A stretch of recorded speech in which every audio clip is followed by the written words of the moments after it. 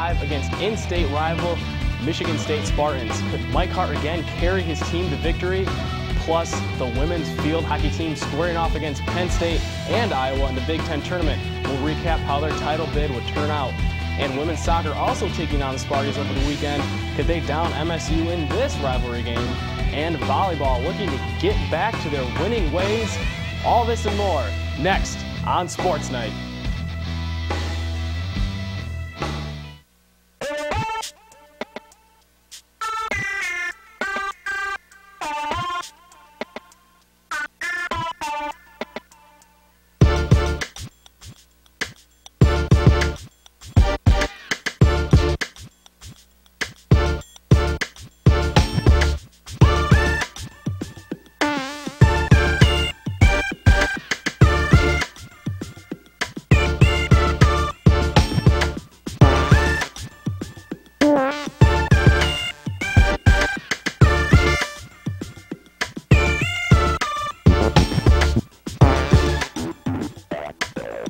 What's up, everybody? Welcome to another edition of WOLV Sports Night. I'm Brandon Farver. And I'm Sam Rosin. All right, we've got a great show for everybody. Let's kick it off.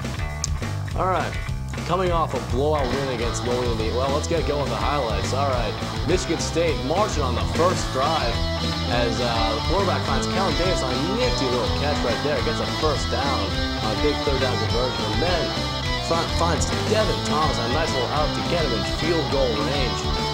And from there, it would be Brett Swanson kicking it home from 36 yards out to put Sparty up 3-0.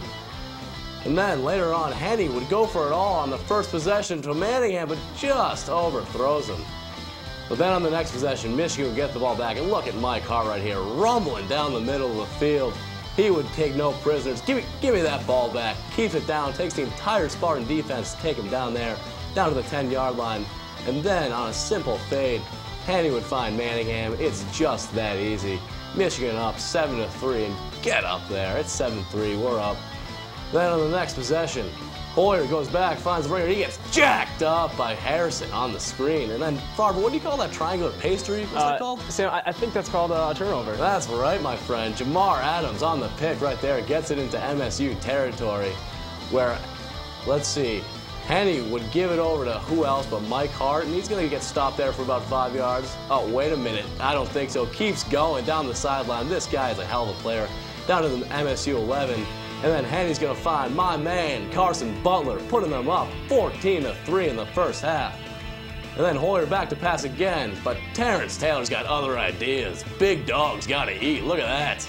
He is stoked up. And then looking to add to their lead at halftime, but Henny would be picked off by Otis Wiley, sending the Wolverines into a halftime lead of 14-3.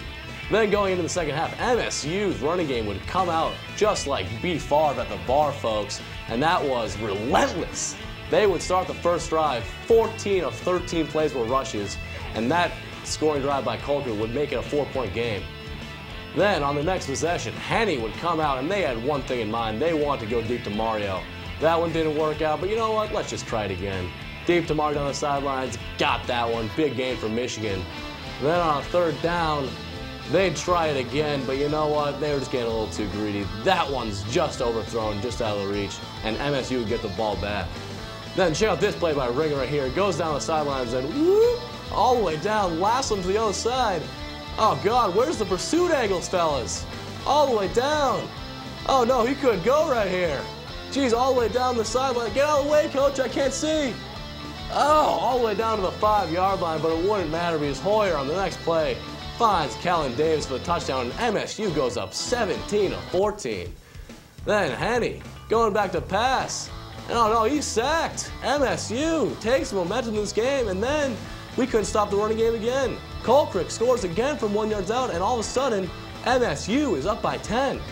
Things look to get worse when we fumble here, but who else? Mike Hart saves the day right here. Get out of my way. There it is. Gets the first down on just pure adrenaline, and that could be a momentum changer in this game. He's Henny back to pass. Going to find Matthews on the sidelines, and what a dumb penalty that was. 15 yards, I'll take it. And then Henny looking to bring him back. Look at this strike to Matthews. That is gorgeous right there. Perfect ball. And then we need a 3-and-out late in the game. Only 4 minutes to go. Who's going to make the play? Harrison. Form tackle right there. Michigan State goes 3-and-out. Michigan with the ball back, looking for a big play. Gives it to Manningham over the middle. That'll do some damage into Spartan territory. And we need a big play. Down 3. Only about 2 minutes to go. Henny up top to Mario. Got it. All right. There it is. Michigan scores with 2 minutes to go. And look at this. He knows what time it is right there. That is gorgeous. Put it on your DVR. Put it on your picture frame. Because Michigan wins this game 28-24 behind 4 touchdown passes from Chad Henne, 2 to Manningham. Fellas, give me a game breakdown. All right, Sam, thank you very much. All right, we are going to go now to Matt Boyer. Matt, thank you for joining us for this game breakdown. First question, we're going to tip it off. Talk a little bit about Chad Henne with Mike Hart being out. You know, how crucial is his play down the stretch? Well, Brandon, I mean, Henne's play was huge down the stretch. 211 yards, 4 touchdowns, 1 interception on 18 for 33. It was a great day for Chad Henne. With a separated shoulder, this guy can do it all. He shows why the Wolverines have rattled off 8 straight since going 0-2. He's definitely shown a lot of senior leadership at the end of this season right here. So a lot to look forward to as we go into Wisconsin and Ohio State from the senior Chad Henne. Okay, Matt. Now, second question for you here. On the defensive side of the ball, you know, with the defense giving up 20-plus points for the first time in 3 weeks, is there a reason to believe that the defense is under distress? Well, I don't think so, Brandon. I mean, just look at the play from Sean Crable. Sean Crable made a huge play, going 60 yards diagonally down the field to wrap up Javon Ringer after missing him the first time. It was a great job by the senior, and Jamar Adams, his second pick in as many games. So a lot of positives for this Michigan defense. Plus, Morgan Trent, another one of these seniors who hasn't had the best career for Michigan, but has come back this season, made a crucial fourth quarter pass deflection on the Michigan State Spartans. It was a great job by all 3 of them, and they show why Michigan has the ability to go into Wisconsin this weekend and possibly get a win. All right, Matt. Now we have a clip from Mike Hart's press conference from the Michigan State game. Let's take a look, and I want your thoughts afterwards.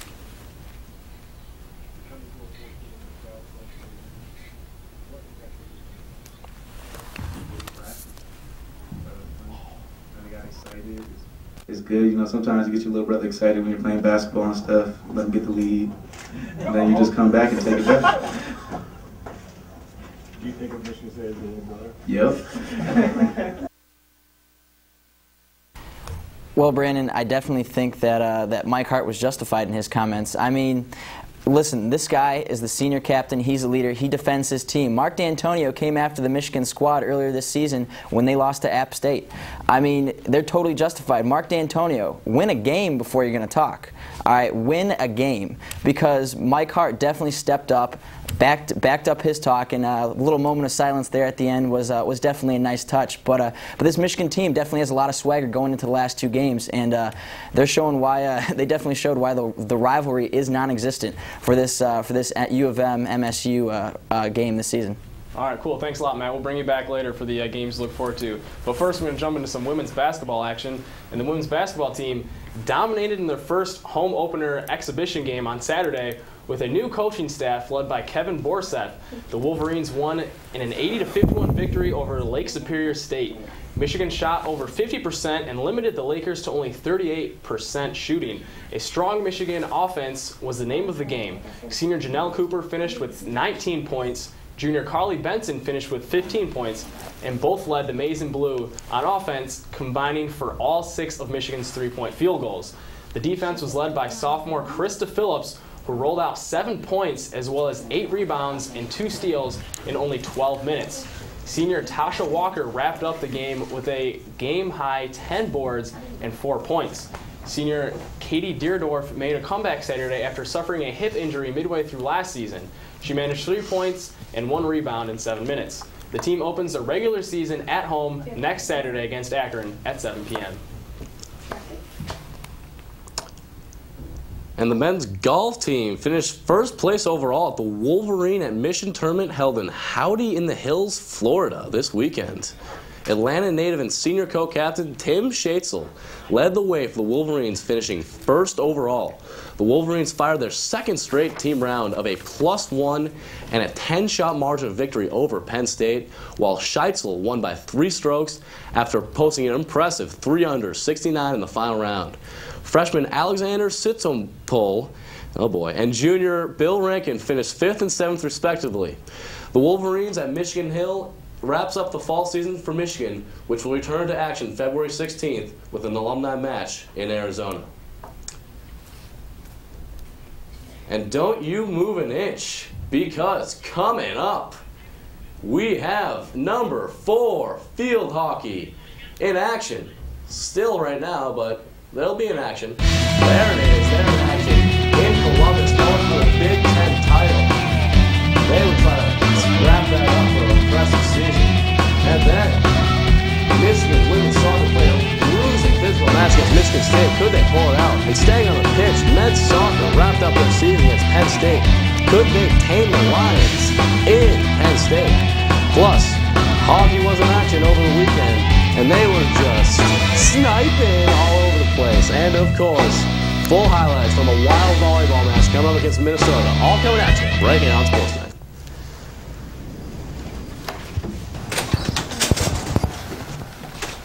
Hey, what's up, Tim? Hey, Tim. Hey, what's going on, guys? What are you doing?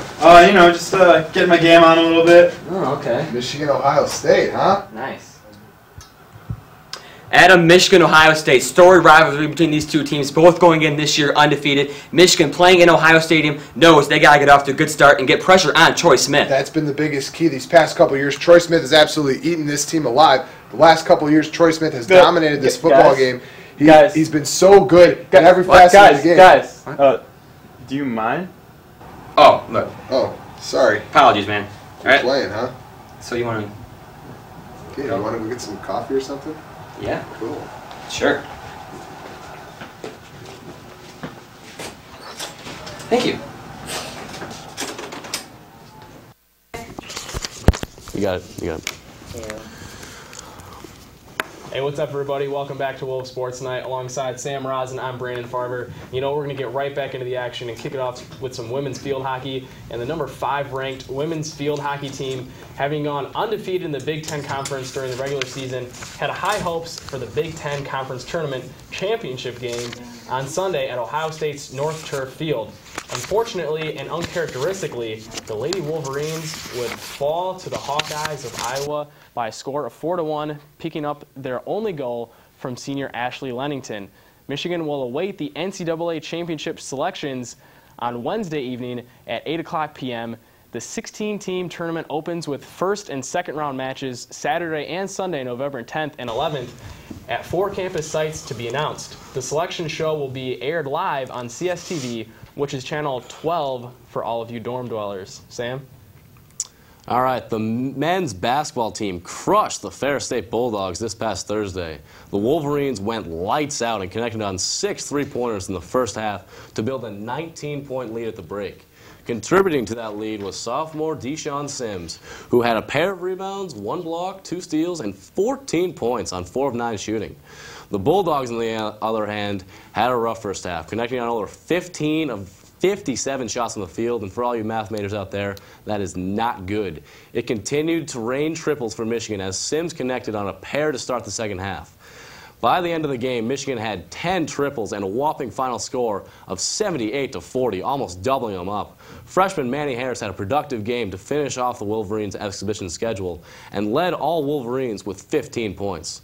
Michigan's official home opener will be this coming Friday at home against Radford. Brendan? All right, and last weekend, the Michigan women's tennis team closed out their fall season with a trip to Arizona State for the Thunderbird Invitational to take on West Coast powers such as Stanford and Cal. The Wolverines posted an 11-16 record in singles, while doubles had a winning record of 8-4. Freshman Rika Tatsunu led the Wolverines, winning 3 out of her 4 singles matches after losing 6-2, 6-1 in her first match against Cal. Tatsunu went on to win the next 3 matches without dropping a single set. The doubles, Tanya Mahanti and Shisako Sugiyama led their team, winning all 3 of their matches by a score of 8-4. The Wolverines will open the 2008 campaign starting on January 11th in Ann Arbor with the Wolverine Invitational. For one last time this season, the Wolverine women's soccer team settled for a tie game. Closing out their 2007 season against Michigan State, the Wolverines and Spartans did what they do best on the playing field. They got physical. A combined 30 fouls and 6 cards were handed out by officials. And while the Spartans played 2 down during the red cards for overtime periods, Michigan was not able to convert their 24 shots into any goals. Look at that. In your face right there, man. Whew. And the Wolverines' lone goal was scored by freshman Amanda Bowery in the 3rd minute of the game. Talk about frustrating right there. Nothing after that. It was 52 more minutes before Michigan State tied up the tally. And after 2 scoreless overtime periods, Michigan wrapped up their season with their 9th tie of the season to finish with a record of 3-9-6 for the year.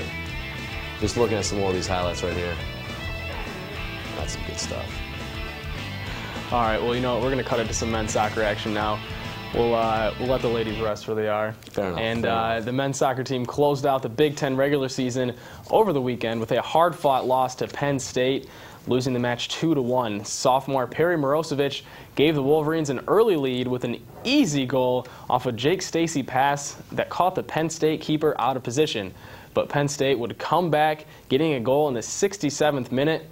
The match stayed close until the 81st minute when the Penn State offense beat sophomore goalie Patrick Sperry with a beautiful bending shot. I heard it was Beckham-esque, I don't know. Junior Michael Holliday's breakaway in the 82nd minute would be the Wolverines' final chance as the Penn State keeper made a diving stab to keep the match at 2-1. The Wolverines will take on Ohio State in East Lansing this week for the first round of the Big Ten tournament. Sam? All right, guys, don't go anywhere because, as always, we have saved our best for last. Coming up, we'll tell you if hockey could wrap around and get a couple wins on the weekend against some stiff competition. And also, we got full highlights of Kay Brzezinski and women's volleyball taking on a tough Minnesota team in a match you do not want to miss. And we look ahead, as always, to the Michigan game against Wisconsin. Could the Wolverines stiff-arm the Badgers on their way to another win? We've got answers coming up on SportsNite. Hey, are you buzzing? There's no doubt I'm buzzing. Are you buzzing? Oh, I put the B in buzzing. Hey, you buzzing?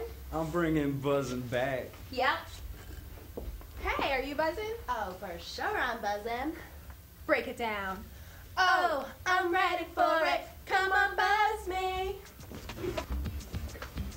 Man, why is everyone so buzzed?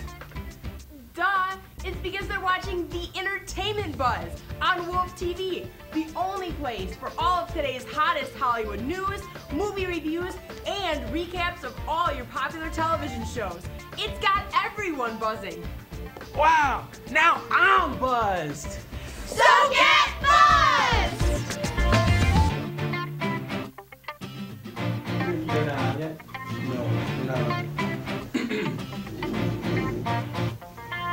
All right, boys and girls, welcome back to WOLV SportsNite. Brandon, I believe we have some hockey highlights to look at. Indeed we do. The Michigan netminder Billy Sauer was a brick wall. As a result, Michigan took a weekend road sweep against Nebraska-Omaha. Saturday night, Sauer's 28 saves allowed the Wolverines to escape with a 3-2 victory. Carl Hagelin had the game-winning goal with less than 3 to play in regulation. Kevin Porter and Louis Caproso also found the back of the net in this one, and they would find the back of the net. And in the first game of the series, Kevin Porter and the Michigan offense were off and rolling, and Chad Kolaric would get a hat trick in this one. Excuse me, it was not Kolaric. I'm sorry. Porter, led by the Wolverines, would get his third hat trick. Excuse me, it was not Kolaric. And Chad Kolaric, Steve Camphor, and Brian Lebler also put up tallies on the board for the final score of 6-3. And Sauer was again strong in the net with 25 saves. Michigan comes home from the weekend to host Alaska. If you can't make it down to Yost for this one, don't worry, WOLV will be there to cover the game for all of the action. Sam is going to talk about some club volleyball action here for us, and what do you got? I'm looking forward to it. All right, guys, the men's club volleyball team was in action this past Friday after the women's volleyball game, and they took on Big Ten rivals Michigan State. And looking into this game, I mean, Brandon, you were there too.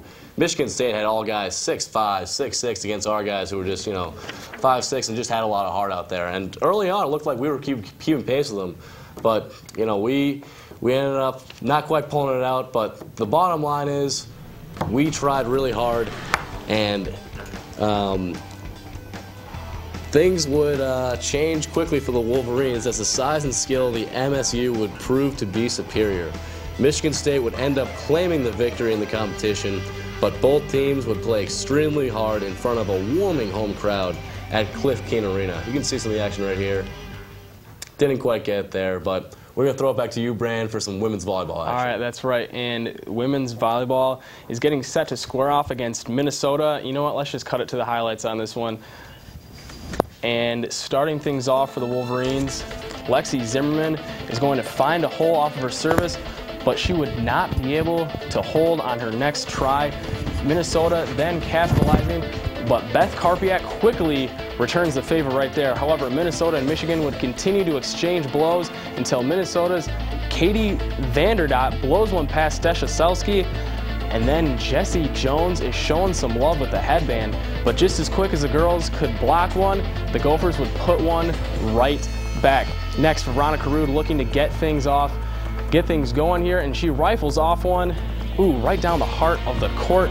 Later in the game, Minnesota's Kyla Rohrig bringing down the house on this one, and nothing Michigan can do, not unless Beth Karpiak has anything to say about it.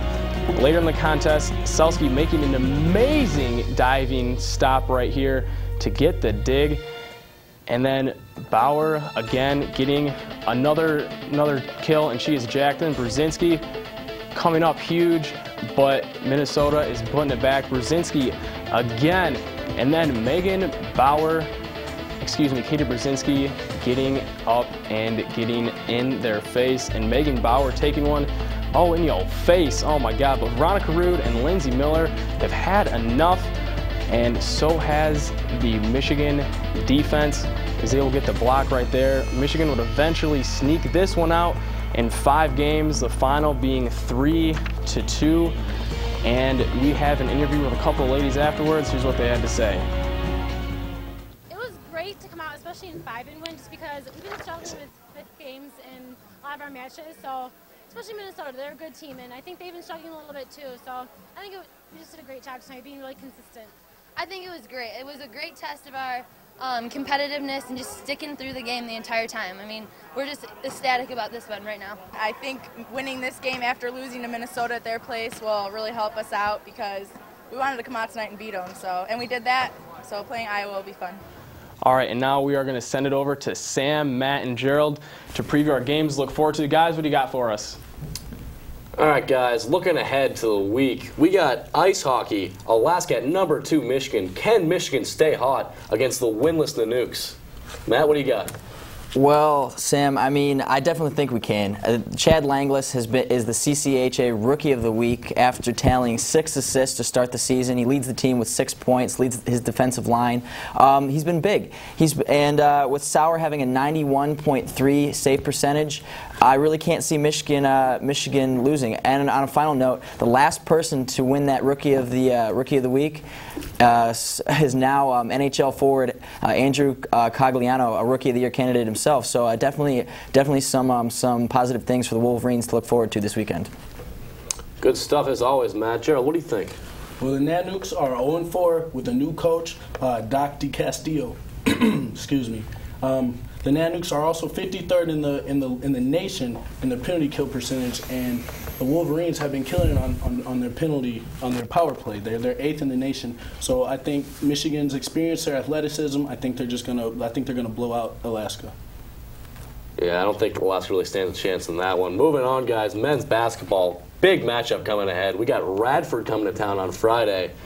I mean, do we even stand a chance against these guys? Gerald, let's start with you guys.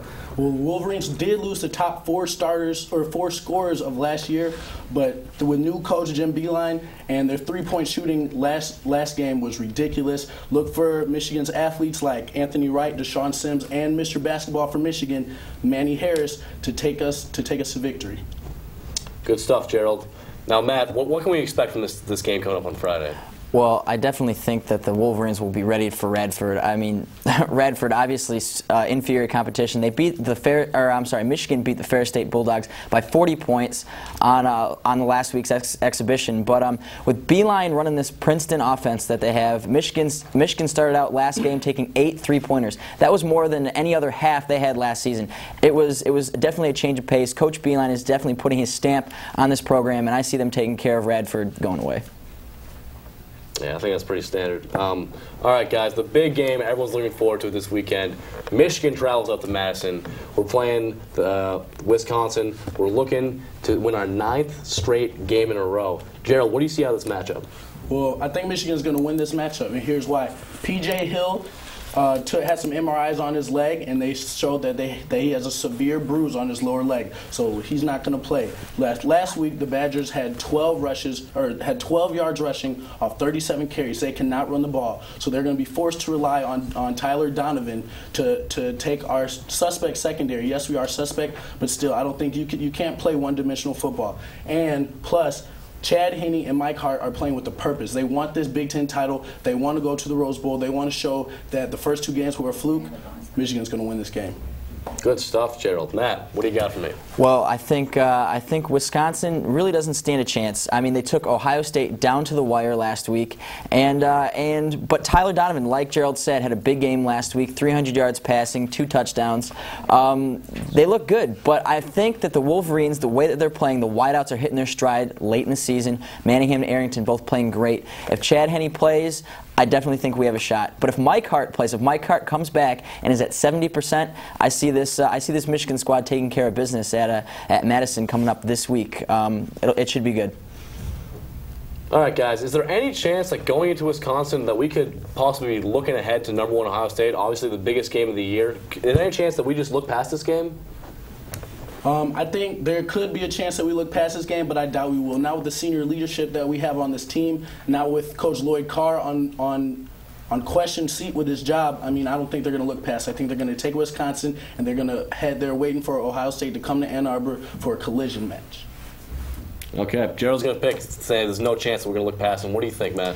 I got to disagree with Gerald here. Mike Hart, Chad Henne, Jake Long, they all came back for one reason, and that was to win, or I'm sorry, 2 reasons. To win a national championship, that's out of play. Now the only thing left is to beat Ohio State. These guys came back to take care of business against Ohio State. They want this game badly. There's no chance, there's no way in my mind do I think that they are not looking forward to this game. They have to be. They've been counting down this game all season. So to say that they aren't looking forward to this game would be an understatement. Yeah, I agree. And guys, just the national college landscape. Let's look at a team from Kansas, putting up 76 points against the Nebraska team. Obviously not as strong as they used to be, but 76 points and undefeated going into some of the final weeks of the year. Is this team for real? I hate to say it, I don't think they're for real. I do not think Kansas is for real. Yes, they have put up lots of points. Yes, they scored lots of points, and yes, they're undefeated. But I just can't go with them. It's been year after year. They've been horrible and horrible. I can't say they're for real. All right, Matt, what do you think? Well, I definitely think they're overrated. I mean, Kansas, you look at the teams in the top 5 right now. You have Ohio State, LSU, Oregon, Kansas. I mean, those teams, Kansas is obviously the odd team out. So I definitely think Kansas is overmatched. Yeah, I agree with that too. Let's head back to Brandon now. All right, thanks a lot, guys. Appreciate it. Well, look, we got to wrap it up for this week's show. I want to thank all you guys for tuning in. For Gerald, Matt, Sam, I'm Brandon Farver. We'll catch you guys next time.